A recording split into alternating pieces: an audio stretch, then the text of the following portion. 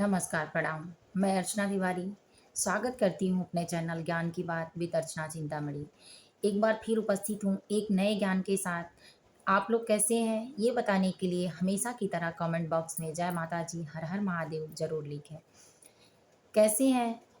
इन सारी बातों को आप इसी तरह से मेंशन कर पाएँगे और बता पाएँगे जिससे मुझे भी खुशी होती है कि आप वीडियो को पूरा देखते हैं और समझते भी हैं। तो और फ़ॉलो भी करते हैं। तो इन सारी बातों को आप कमेंट बॉक्स में लिखने के लिए चैनल को लाइक कर लें। आपको हर नई नोटिफ़िकेशन ज्ञान की पहले मिल जाए, इसलिए आप चैनल को सब्सक्राइब कर लें। एक दूसरे को शेयर करना बिल्कुल ना भूलें, क्योंकि ज्ञान किसी का हिस्सा नहीं होता है। और जब भी मिलता है तो भर-भर के मिलता है और अच्छी-अच्छी तरीके से मिलता है। और जब भी साथ देता है अगर जीवन में आपकी परेशानियों में, कठिनाइयों में, तो ज्ञान ही देता है। और आप जब किसी के लिए पूर्ण काम करते हैं ये, तो आपको पूर्ण फल की प्राप्ति होती है। और धर्म हमेशा बढ़ाने से बढ़ता है, ज्ञान हमेशा बढ़ाने से बढ़ता है, घटता नहीं है और ज्ञान हमेशा कुछ न कुछ दे के ही जाता है। तो इन सारी बातों को स्पष्ट करने के लिए चैनल को शेयर करना बिल्कुल वीडियो को ना भूलिए। तो चलिए सबसे पहले जानते हैं कि बिना किसी पूजा पाठ के, बिना किसी व्रत उपवास के अगर आप छोटी-छोटी बातों का ध्यान दे लेते हैं, तो किसी के घर में अगर कोई महिला नहीं है, तो क्या उसके घर की प्रगति नहीं होगी? प्रश्न ये उठता है, क्योंकि कोई ऐसा भी कमेंट किया था कि क्या हमारे घर में कोई महिला नहीं है, इन सारी चीज़ों को करने वाली नहीं है, तो हमारी परेशानियाँ दूर नहीं होंगी? तो चलिए जानते हैं इन सारी बातों को। कि किसी के घर में जो रहता है, चाहे जो रहे, पति हो, पत्नी हो, परिवार हो, कोई बच्चा हो, कोई बेटी हो, जो भी, बस इन्हीं छोटी-छोटी बातों का ध्यान अगर दे लें, तो जीवन में कभी संकट आता ही नहीं है। शास्त्र कहता है कि जब भी आप अपना कर्म अगर सही करते हैं, तो सही होता है। सबसे पहले सबसे बड़ा धर्म होता है, उसके बाद कर्म होता है। लेकिन अगर कर्म में कहा जाए कि कर्म करो तो धर्म भी होता है, तो ये बात भी सत्य है। लेकिन अगर कर्म को कर्म युक्त धर्म बनाया जाए या कर्म को धर्म से जोड़ दिया जाए, तो वो सबसे बड़ा हो जाता है। तो इसीलिए सेवा करना सबसे बड़ा धर्म होता है। और हर बात में किसी बात का निचोड़ निकालना आसान नहीं है, क्योंकि एक बात का अनेक बात होता है, एक बात का 4 शब्द होता है, चारों का 4-4 अर्थ बनते हैं और अर्थ का अनर्थ करने में लोगों को देर नहीं लगता है।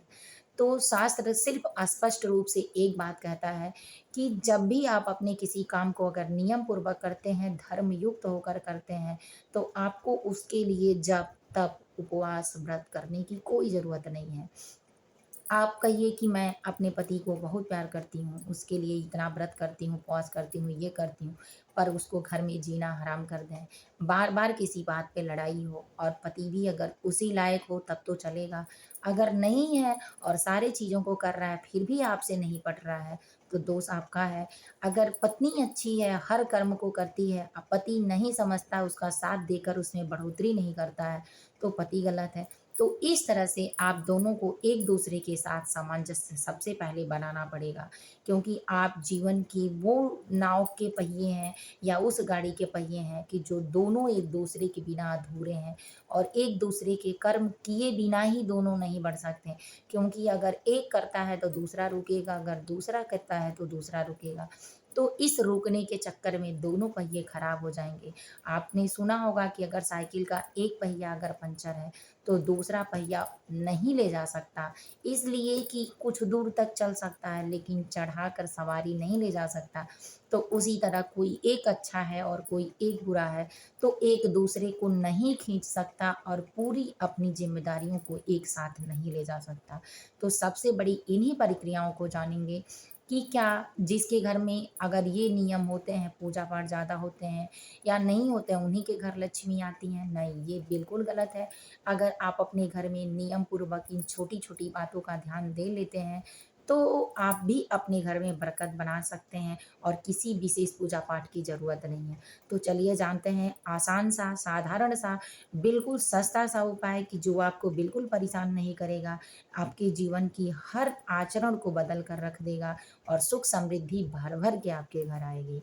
तो चलिए शुरू करते हैं। सबसे पहले इस बात को वीडियो स्किप करके बिल्कुल ना देखिएगा, बातें बहुत इम्पोर्टेंट होने वाली हैं और आपके बिल्कुल ज़रूरत की चीज़ें हैं। तो शुरुआत करते हैं। सबसे पहले कि जब आप बिस्तर से सो के उठते हैं, सो के उठते ही आप बिस्तर से दाहिने साइड मुड़ जाया करिए।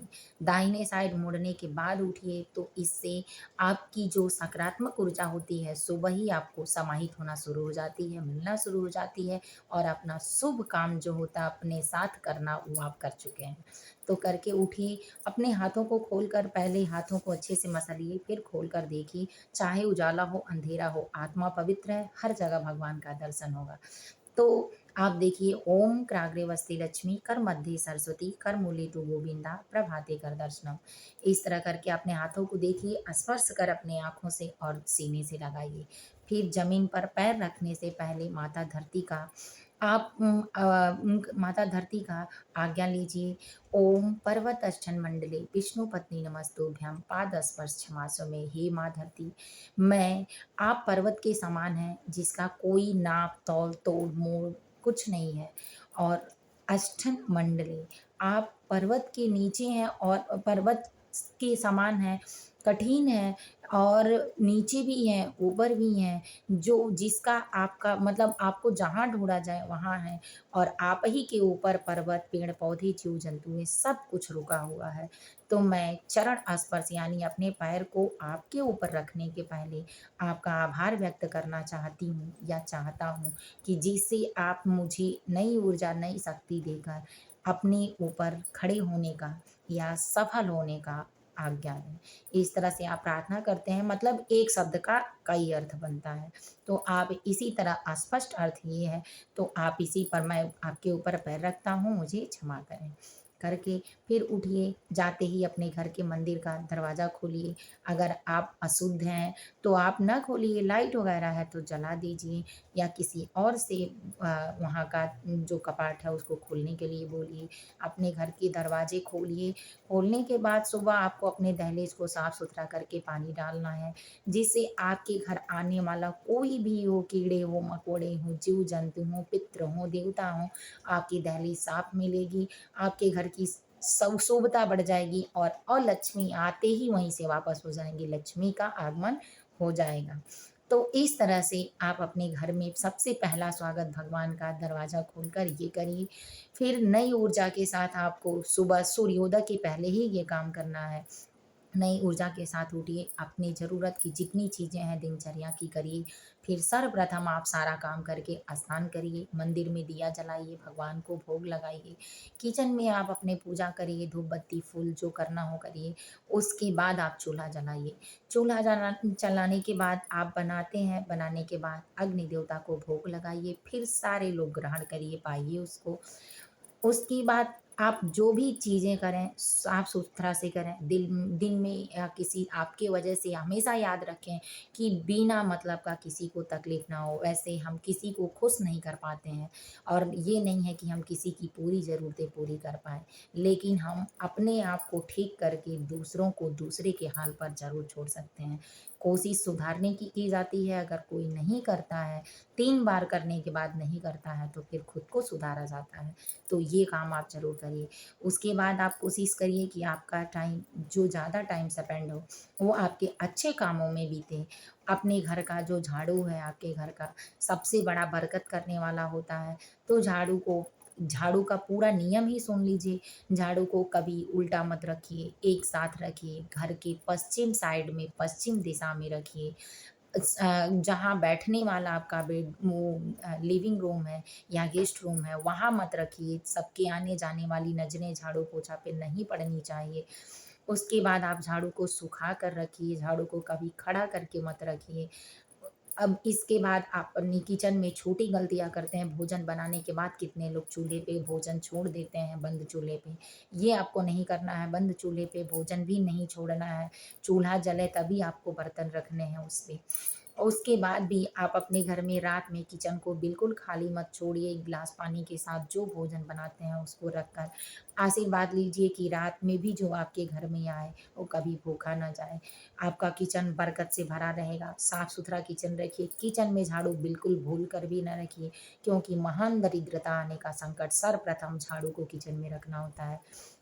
अगर आप घड़े में पानी पीते हैं तो घड़ा हर शनिवार को डेली साफ करिए या हफ्ते में शनिवार और मंगलवार 2 दिन को साफ करिए।